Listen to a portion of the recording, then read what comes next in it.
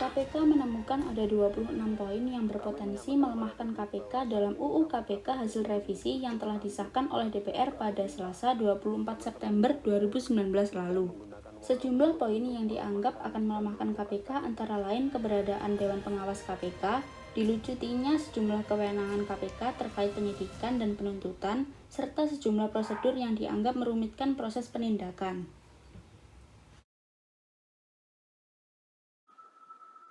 Tujuan dibentuknya revisi UU KPK 2019 yaitu sebenarnya tidak diketahui alasan pasti tentang revisi UU KPK.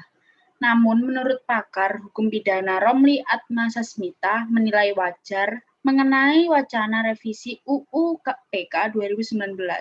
Hal itu menurutnya untuk mengembalikan semangat dan cita-cita dibentuknya lembaga anti rasuah tersebut. Permasalahan dari revisi UU KPK tahun 2019 yaitu yang pertama, rapat paripurna DPR pada tanggal 17 September 2019 yang mengesahkan revisi UU KPK mesti tanpa ditandatangani oleh Presiden Joko Widodo.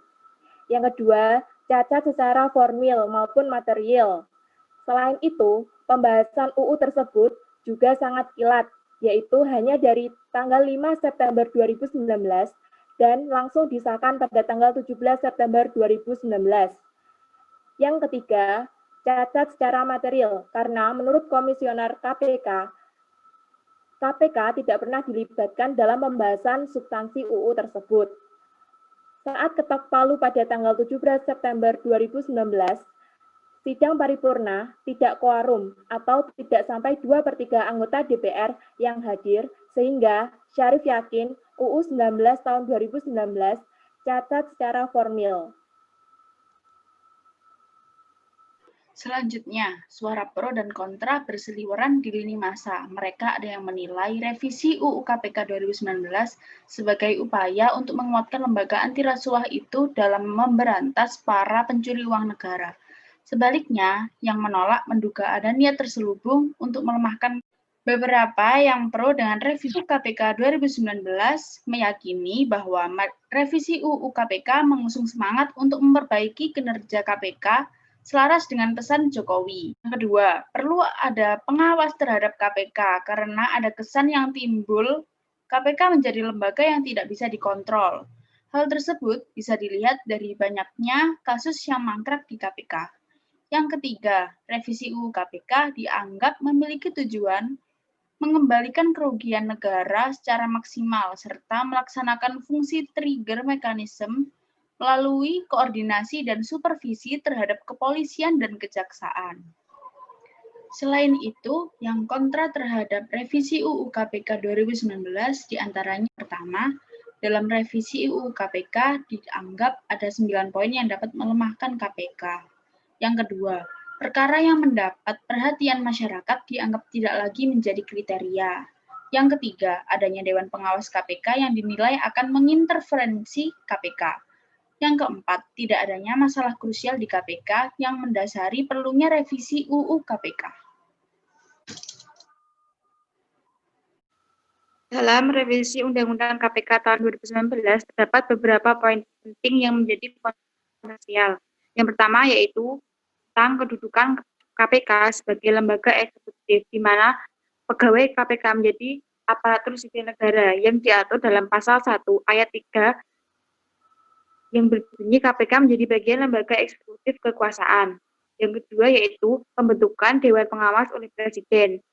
Diatur dalam 7 pasal, yaitu pasal 37A, pasal 37B, 37C, 37D, 37E, 37F, dan 37G.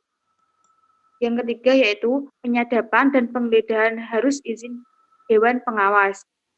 Dewan Pengawas KPK tercantum dalam pasal 37B Undang-Undang Nomor 19 Tahun 2019 tentang KPK. Yang keempat yaitu tentang pimpinan KPK bukan lagi penyidik dan penuntut serta penanggung jawab tertinggi. Dalam revisi UU KPK pasal 43 menyebutkan penyidik harus dari Polri. Mengenai penyidik, pasal 45 Undang-Undang yang berlaku saat ini menyebutkan penyidik KPK diangkat dan diberhentikan oleh KPK. Yang kelima yaitu tentang kewenangan SP3 atau surat pemberhentian penyelidikan yang diatur dalam pasal 40 ayat 1.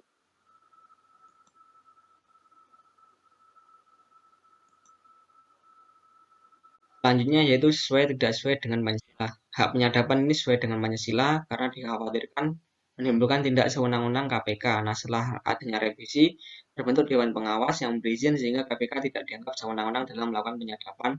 Nah, hal ini penyadapan berkaitan dengan hak asasi manusia yaitu sila pertama ketuhanan yang Maha Esa.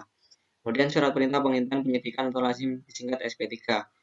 Ini sesuai dengan Pancasila karena penyidikan KPK lebih dari 1 tahun dapat diberhentikan dan otomatis memberikan hak-hak orang tersebut seperti pencekalan ke luar negeri yang masuk ke ranah hak asasi manusia sila pertama juga.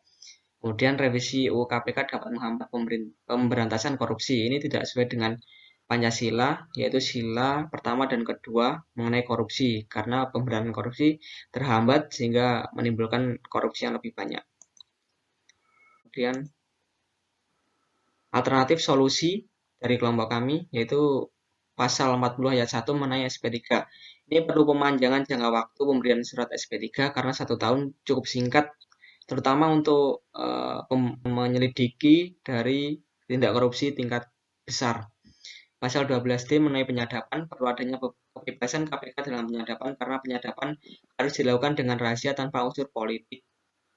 Nah, dikhawatirkan dengan adanya Dewan Pengawas ini unsur politik ini masuk ke penyadapan KPK. Kemudian pasal 37A sampai 37G mengenai Dewan Pengawas. Ini perlunya penghapusan Dewan Pengawas karena dualisme kepemimpinan Ketua KPK dan Dewan Pengawas akan mempersulit kinerja dari KPK sendiri dan memperlambatnya dalam penyadapan, penyitaan, dan lain-lainnya. Sekian dari kelompok kami, terima kasih.